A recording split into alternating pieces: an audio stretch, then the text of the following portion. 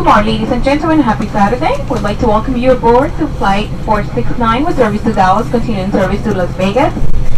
Once you have located your seat, kindly step out of the aisle to allow the passengers to pass. You will place any items such as backpack, purses under the seat in front of you, large items in the both overhead compartment. Wheels in first or wheels in left to maximize the use of space. If you are expecting a full flight, please take your assigned seat, ABN seat to your right, DNF to your left.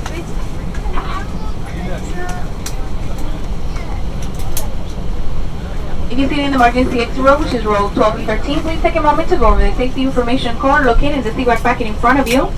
Carefully review the exit row selection criteria and safety functions. If you now wish to be seen in the emergency exit row, please let us know. Good morning and welcome aboard.